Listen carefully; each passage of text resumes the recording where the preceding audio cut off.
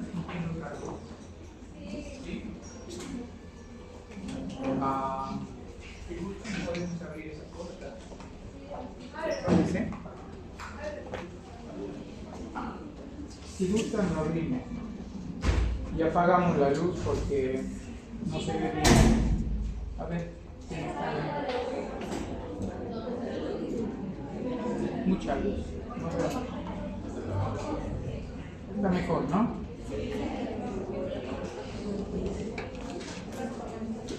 ¿Listo?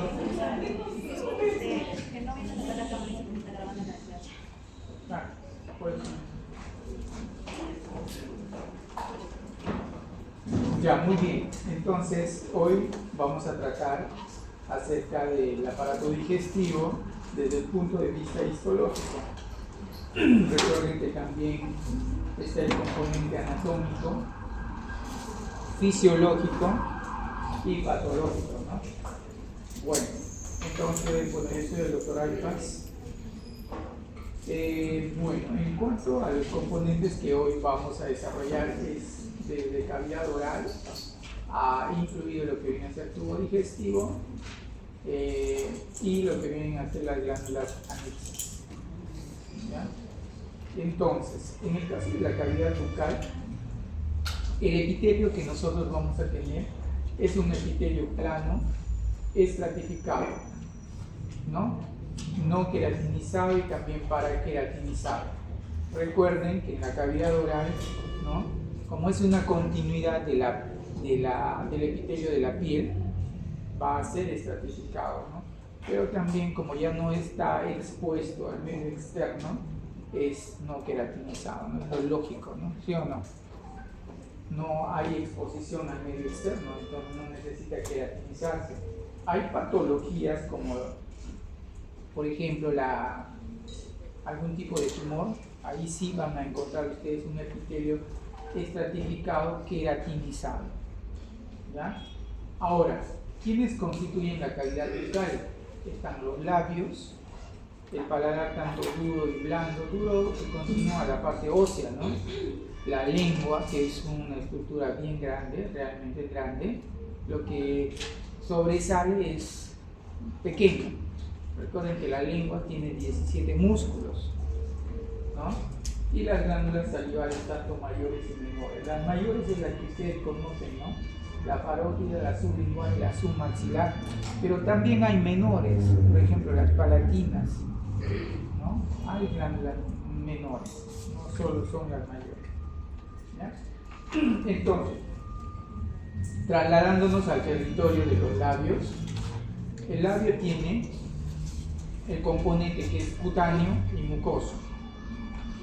Entonces, la parte cutáneo es la que va a continuar a la parte en relación a la piel, ¿no? O sea, la parte, y lógicamente que en esta zona van a haber glándulas sudoríparas, sebáceas y también hay folículos pilosos. O sea, es la parte cutánea de los labios. El bermellón, ¿no? Corresponde o carece de glándulas sudoríparas y folículos pilosos, parte intermedia. Y en el caso de la parte mucosa, ya adentro, es un epitelio no queratinizado, y ahí donde que van a abundar son las glándulas salivales menores, que en este caso van a ser, ¿no? De aspecto mucoso. Entonces, tenemos lo que viene a ser un epitelio no queratinizado y un epitelio queratinizado, ¿no? El queratinizado, que es la parte cutánea, tiene sus folículos pilosos, y la parte mucosa no tiene folículos pilosos. Lógico, dentro de la boca no tienes pelos, ¿no? Afuera sí, ¿ya? Entonces, ahora en cuanto a lo que viene a ser, bueno, en la zona de las mejillas igual, ¿no? Tenemos epitelio no queratinizado y las glándulas salivales menores en gran cantidad. Existen glándulas salivales labiales, son glándulas menores, pero son de aspecto mucoso, ¿ya? Entonces, esto hay que acordarse, esto ustedes han visto en el laboratorio, ¿no? El labio, la zona cutánea y la zona cutánea y la zona mucosa, han visto, ¿no? Ya. Entonces, ¿cómo? Ya, pero igual. la clase que viene se va a desarrollar esto, ¿no? Este es el corte de una lengua, miren, ¿ven? Donde podemos ver nosotros la zona cutánea y la zona mucosa, ¿no?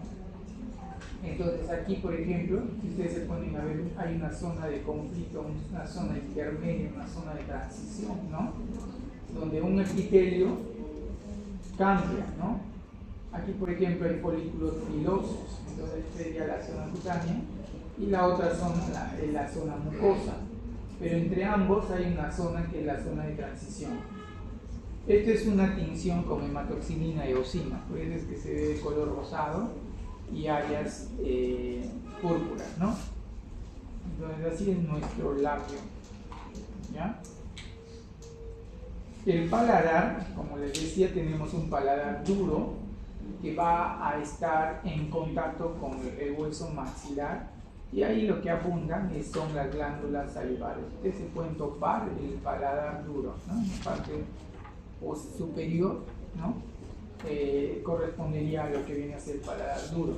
Y el paladar blando, que es la parte que no está en contacto con la parte ósea, ahí tenemos caras digestiva, respiratoria y lo que viene a ser también un esqueleto muscular, o sea, que está en la parte posterior, ¿no? Entonces tenemos la parte mucosa, disculpen, dura, paladar duro, y hacia un poco más posterior, una zona que es blanda, y por eso es que se habla de una cara digestiva y respiratoria en cuanto al paladar. ¿Ya? ¿Qué más? La lengua como tal, anatómicamente, porque esta es una estructura anatómica, en este caso, tiene una cara dorsal, adelante, ¿no? La cara ventral y las caras laterales. Entonces, nosotros tenemos, por ejemplo, a las glándulas salivales, disculpen, las glándulas, los folículos gustativos, ¿no? Los corpúsculos gustativos. Por ejemplo, aquí está la V, ¿no? Que son lo que viene a ser los corpúsculos gustativos caliciformes, ¿no? Entonces estos son grandes, ¿no? Están en forma de una V, ¿ya? Y aquí está sectorizado también, por sabores, ¿no? Entonces ahí ustedes pueden ver el sabor dulce siempre en la punta, ¿no? El sabor salado, el sabor ácido y el sabor amargo, ¿no? Por eso es que uno cuando, por ejemplo, disfruta el sabor dulce está en la punta de la lengua, ¿sí o no? Ustedes colocan ahí y van a poder diferenciar si el sabor es dulce, es salado o es ácido o amargo. La parte posterior, donde están lo que vienen a ser los corpúsculos gustativos caliciformes, son las que van a corresponder al sabor amargo. ¿Ya? Este gráfico tienen que aprenderlo, ¿no? Cómo está todo redistribuido, los sabores en la lengua. Entonces, aquí tenemos, miren, la diferencia de los diferentes tipos de papilas, comenzando con las filiformes, que son las que más abundan, tienen la forma de penachos, así en forma de puntiaguda. Estos no tienen corpúsculos gustativos. Estos sirven ¿para qué? Para dar soporte, resistencia a la lengua. En cambio, la papila pungiforme realmente sí tiene corpúsculo gustativo y está en la cara dorsal. Las papilas foliadas, estas van a funcionar o van a estar activas en los recién nacidos, ¿ya? Posteriormente estas no tienen funcionalidad. Y las circunvaladas o caliciformes, estas van a abundar a nivel de la parte posterior, que están formando una V, que es este de acá. Aquí están las papilas caliciformes o circunvaladas. O sea, aquí están las caliciformes o las circunvaladas. ¿No? Y acá tenemos los sabores dulce, salado, ácido y amargo por la distribución. Recuerden que en esto no participa las papilas filiformes, más el fungiforme, el caliciforme. Aquí tienen lo que les decía, ¿ven? Miren el gráfico de las papilas filiformes, ¿ven? Son así en punta, ¿ven? En cambio, la papila fungiforme tiene la forma de un hongo, ¿ven? Y su corpúsculo gustativo está aquí, ¿ven? Son círculos, y tenemos uno. Aquí se ve otro también. ¿Ya? En los demás no está tan notorio. Aquí está lo que les dije, ¿ven? Las papilas fungiformes, ¿ven? Miren, ahí está el corpúsculo gustativo, este redondito. Y este es el filiforme, que no tiene una funcionalidad y termina en punta. Estas son las papilas foliadas, ¿no? Como les decía, tiene funcionalidad en el recién nacido, después ya no tiene funcionalidad.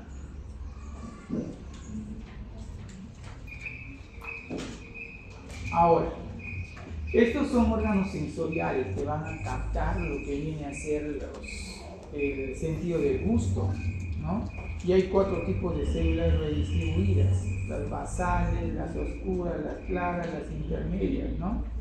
Entonces recuerden que la función de estos corpúsculos es desde el punto de vista sensorial, del sentido del gusto. Eso es su trabajo, ¿no? No están de adorno. Ahora, en el caso de las glándulas salivales, tenemos tanto las simples como las compuestas, y las glándulas salivales mayores, que les mencioné, ¿no? La parótida, la submandibular y la sublingual. Ahí está, parótida, lo que viene a ser la submandibular, y por acá la sublingual. Entonces, esas son las glándulas salivales mayores, ¿no? Entonces aquí tienen la estructura, ¿no? En cuanto a su diferenciación entre glándula parótida y submaxilar, ¿no? Cada uno tiene su diferenciación, su particularidad en cuanto a su estructura morfológica, ¿no? Y acá nos faltaría ver también a la sublingual, pero está acá parótida, aquí está sublingual. ¿Ven? Acá está el sublingual.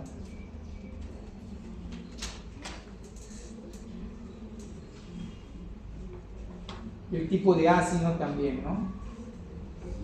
Aquí tenemos, recuerden que estos ácidos tienen una célula que se llama células incesto. Por otro lado tienen sus capilares y tienen un aspecto así de gran dilema, ¿no?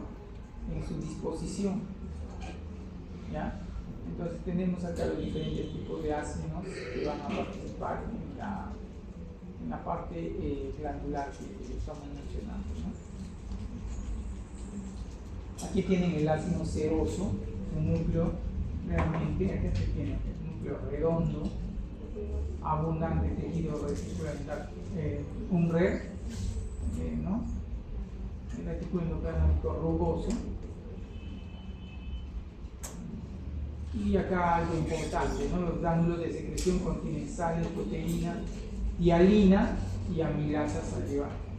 La tialina, ¿no? El mucoso, ácidos mucosos son aquellos que tienen bastante contenido, sobre todo del componente mucoso.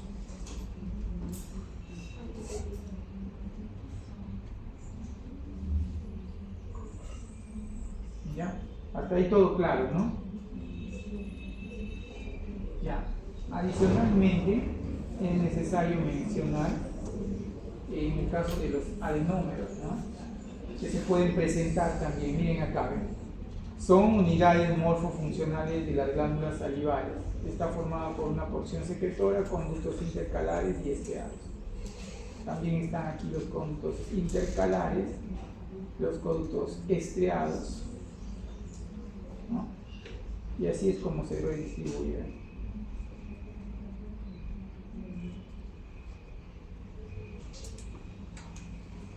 La parótida es otra de las glándulas. El conducto es el conducto de Steno, ya ustedes saben, ¿no? y lo importante es que está implicado en la producción de saliva en un promedio del 30%. El que da el 70% es el submaxilar, ¿ya? Luego le sigue, aproximadamente son 70-75% de la saliva por origen de la sub, ¿no? En este caso la sub. Y algo importante en este gráfico, miren, hay células mioepiteliales, miren cómo se redistribuyen los ácidos y los conductos cada vez más grandes, ¿no? Hasta llegar a un conducto estriado. Ya todo se va unificando así como un árbol, ¿no?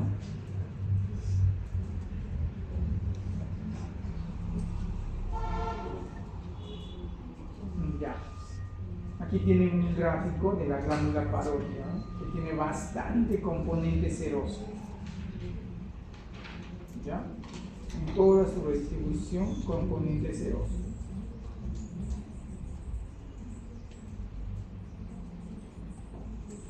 Ya. ¿Todo claro hasta el momento? Sí, ¿no? Ya. Miren aquí la diferencia. Estas glándulas son mucosas y acá hay serosas, mixtas. Una zona serosa y una zona mucosa. En cambio acá hay una netamente mucosa y por aquí hay varias que son solamente serosas. Pero en este abunda las mixtas, o sea, tanto por un lado seroso y por otro lado mucoso.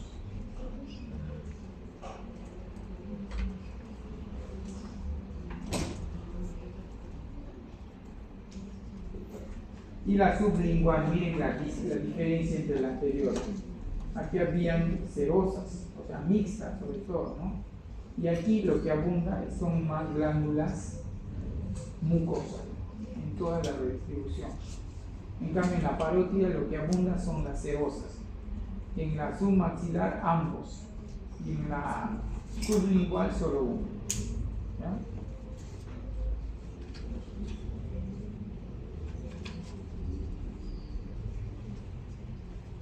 Bueno, acá también es importante mencionarles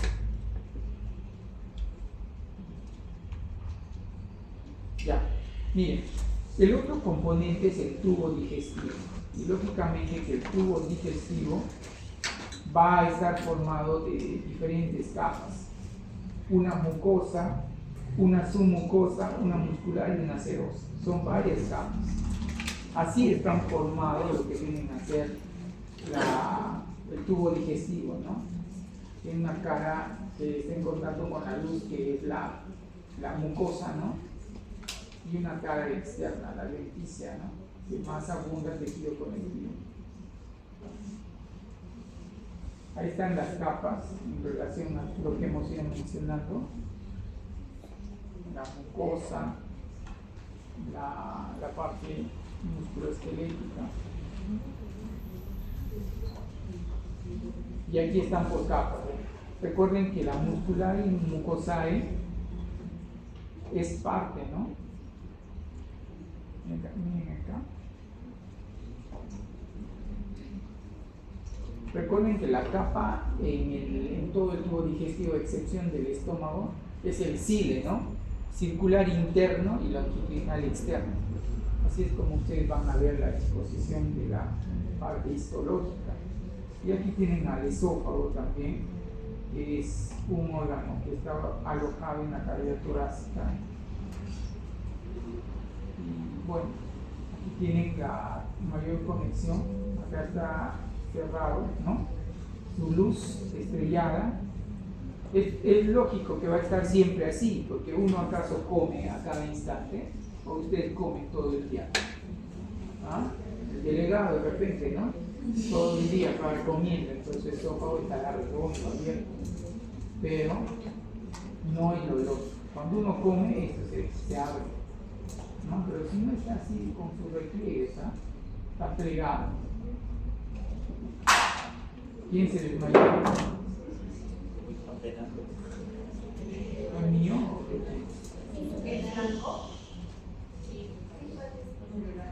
¿Qué ha pasado?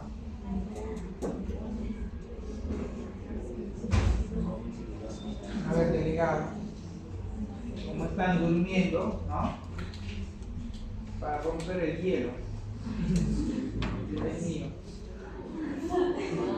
Mejor ponlo allá. Conecta. ¿Pero usted?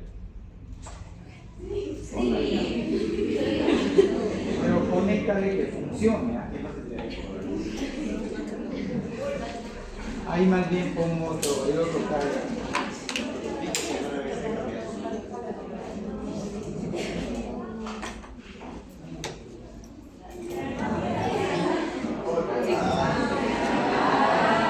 ¿A dónde vas a poner? Ah, ya, el delegado hábil, ¿no?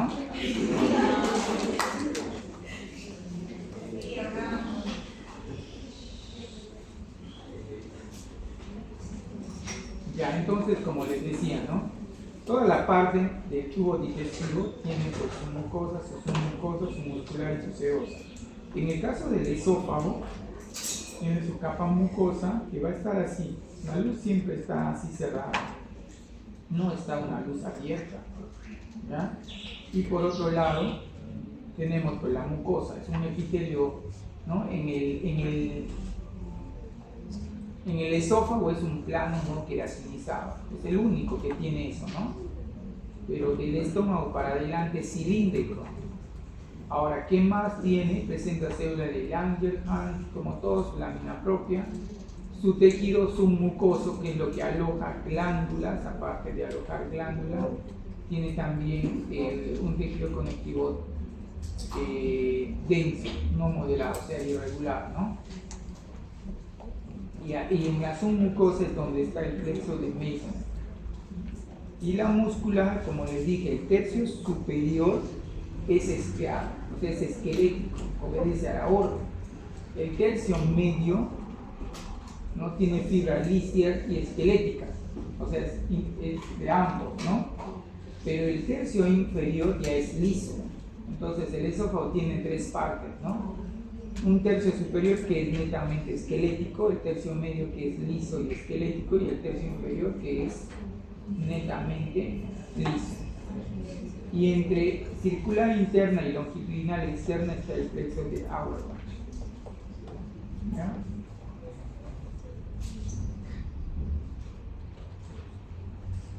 Aquí también, ¿ven?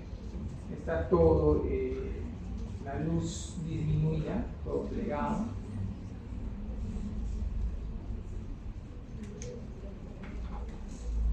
Bueno, y tenemos acá la capa adventicia, ¿no? Es la capa más externa y tiene bastante tejido conectivo laxo. ¿Ya? Y la parte inferior ya corresponde a la seosa. El estómago es otro gran órgano, pero aquí la diferencia es que hay dos esfínteres. Arriba, que es el esófago gástrico, y abajo, ¿no? El píloro. Entonces hay dos componentes, también hay una zona de conflicto en esta parte, porque aquí el epitelio es diferente, es plano, y aquí es cilíndrico. Y aquí es donde prevalece también las alteraciones cancerígenas, ¿no? En la zona de transición. Por un lado, estratificado y por otro lado, cilíndrico, ¿no? Ahí es donde hay más riesgo. Y aquí tienen sus microvellosidades, todos los despliegues, ¿no? Que se va ahí presentando en la... Y también existen las glándulas en el fondo del estómago, que se llaman glándulas fúndicas, ¿no? ¿Qué tienen estas? A las células parietales, a las células principales, las células mucosas del cuello y las endocrinas, que son bastante basales.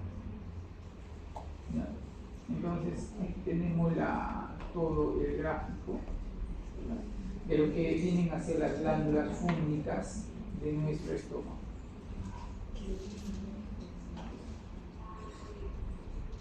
Aquí tienen también las células de lo que viene a ser del cuello, de la misma manera se están, ¿no? Miren acá. Ahí tenemos células mucosas del cuello, las células parietales u oxínticas, las células principales osimógenas y las enteroendocrinas. Entonces ustedes pueden llamarles células principales osimógenas. Principal, parietal u oxíntica, cualquiera de los dos, ¿no? Entonces así es como se redistribuyen todo lo que vienen a ser toda la estructura, ¿no? En este caso de lo que va a corresponder a la glándula, ¿ven? Como es una glándula, tiene un cuello y un fondo, y por donde va a drenar el contenido también, ¿no? Hay que asegurar eso, ¿no? Aquí tienen a las células parietales, ahí justo lo está señalando.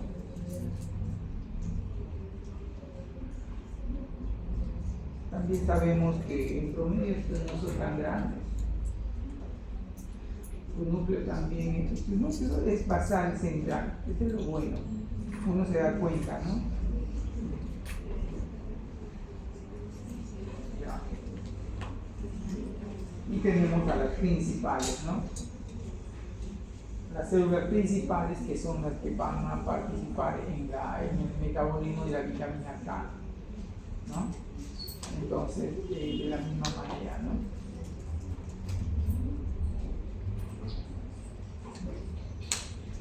Ahí están las células principales.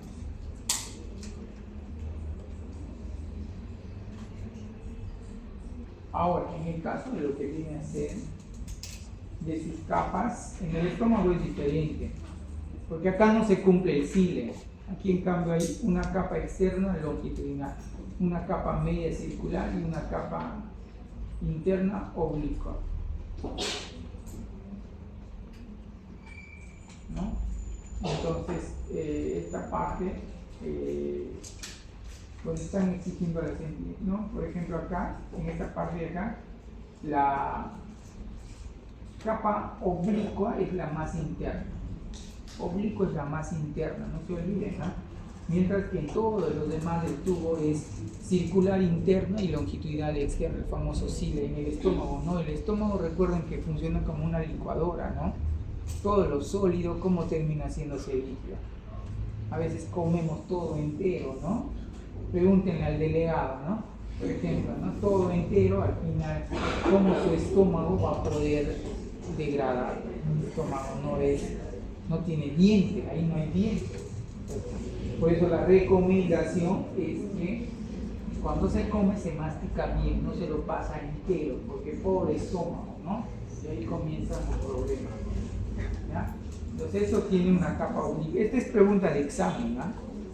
De la capa oblicua que es interna, ¿ya? Y la última capa, que es la serosa, está constituida por tejido conectivo y está tapizado por mesotelio de células planas.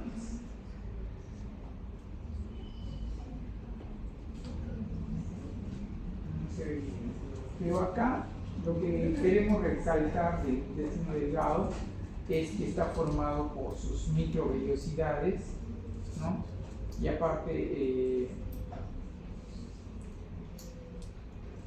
como les decía, aparte, ¿no? También hay disminución de lo que viene a ser el mismo volumen pulmonar, o en todo caso, ¿no?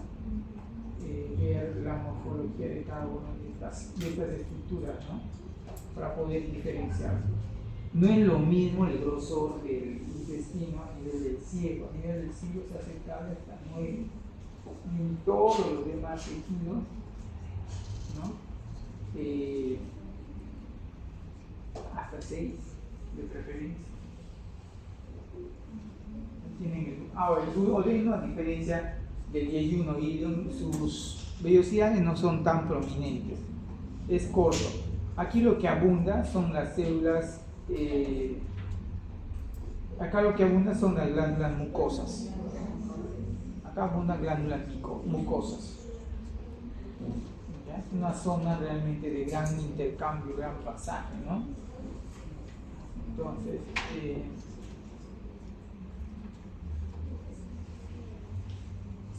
aquí tienen los tipos de células también que participan.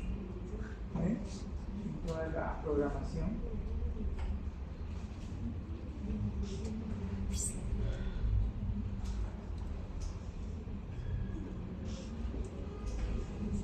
Ya todo claro, ¿no?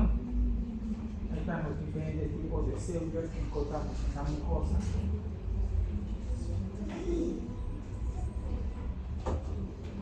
Y igual el epitelio que les puse el ejemplo también, ¿no?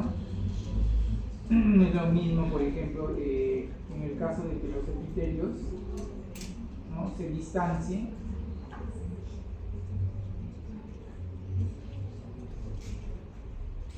Y también recuerden que siempre en la capa submucosa es donde está el plexo de Auerbach y el plexo de Auerbach está entre el circular interno y longitudinal externo, ¿no? Pero lo que viene a ser Meissner está en la submucosa, en toda la submucosa, desde el esófago hasta el último componente del tubo digestivo, tiene lo que viene a ser, ¿no?, lo que les acabo de mencionar. Y lo que es la lámina propia también, ¿no?, un tejido conectivo. Y recuerden que a nivel del ilion presenta nódulos linfóides, las placas de Peyerl. Yeyuno, miren el yeyuno, tiene mayor tamaño de repliegue. Miren la prolongación. Así no van a ver al duodeno. Así quieran no, porque el duodeno no tiene mucho problema. Y aquí también miren ese otro. ¿Ya?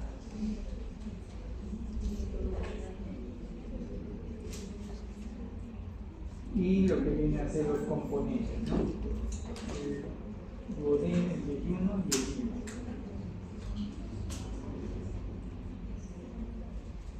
Ahí tienen las placas de Peyerl, que son estos redondos.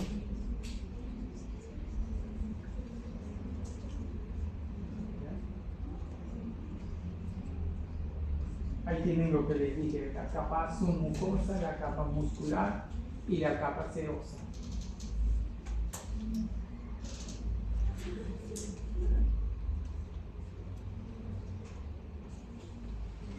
Claro, ¿no? El Auerbach. Y en la parte submucosa,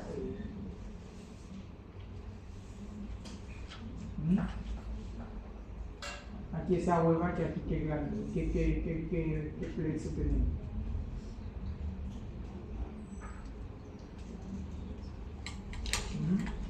Meissner, este es el plexo de Meissner, ¿eh? Submucosa, en cambio en la muscular está el de Auerbach. Aquí tenemos el intestino grueso, cuya función es absorber la mayor cantidad de, ¿no? Acá, si ustedes se ponen a ver, miren sus prolongaciones. No se parecen mucho al yeyuno, pero acá lo que abunda en el grueso son las células caliciformes. ¿Ya? Entonces, este es importante, este gráfico.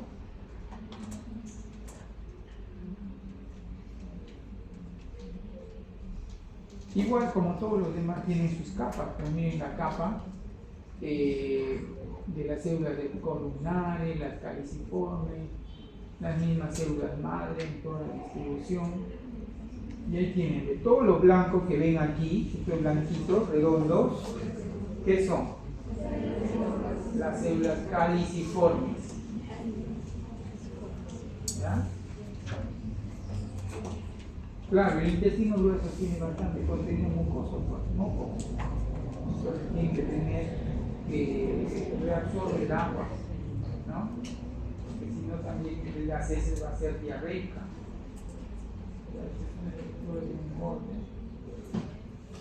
Acá, ¿no?, podemos ver los diferentes tipos de células que tenemos: la de absorción, la de caliciforme, la regenerativa y el ápice.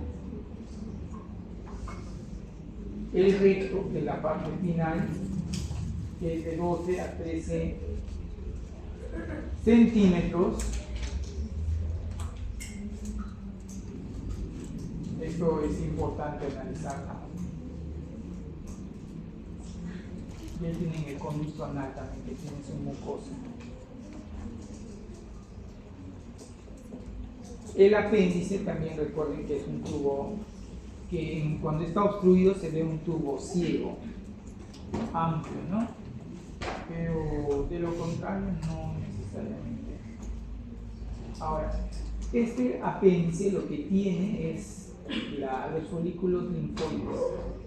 Por eso es que en los menores de 30 años es frecuente la apendicitis por la hipertrofia de los linfoides. No es por los fecalitos que ustedes mencionan, ¿no? La calcificación, eso no, eso pasa a un segundo plano.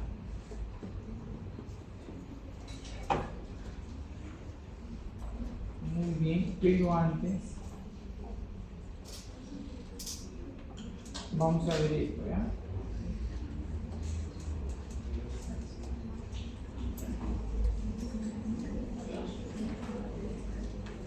Ahí. ¿Qué ven ahí? A ver, ¿qué ven? ¿Qué son estos, ¿Qué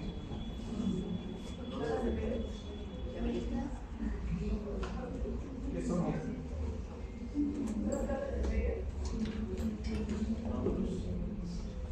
Pero si fuera apéndice, ¿qué sería?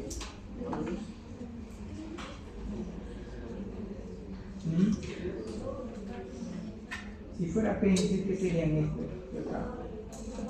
¿Ah? No.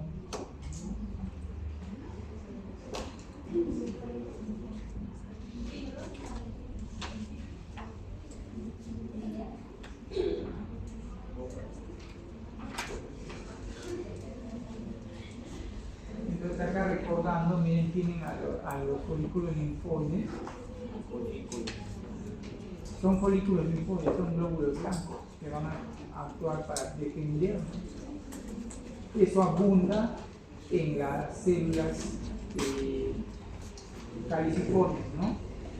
Que están haciendo lo que viene a hacer. Entonces aquí el epitelio es cilíndrico. Tenemos la mucosa y la submucosa.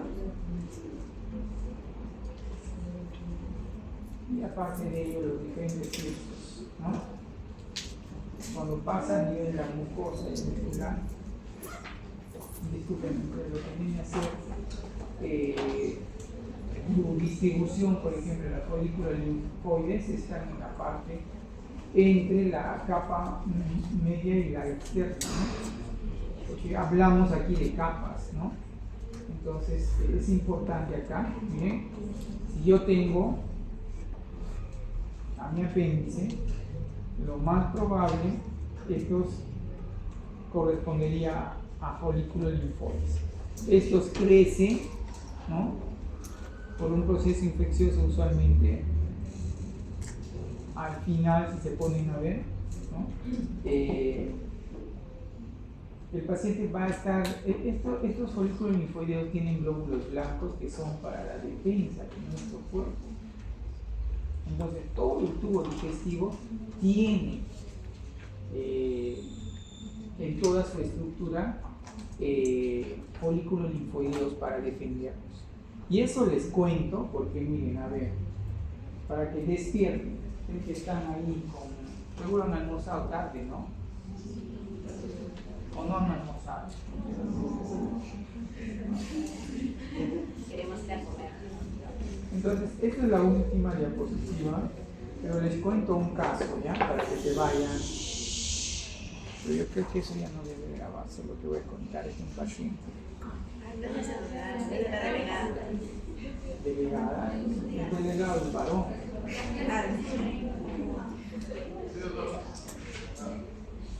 Es un caso de un paciente. Que lo guarden en la memoria, ¿no?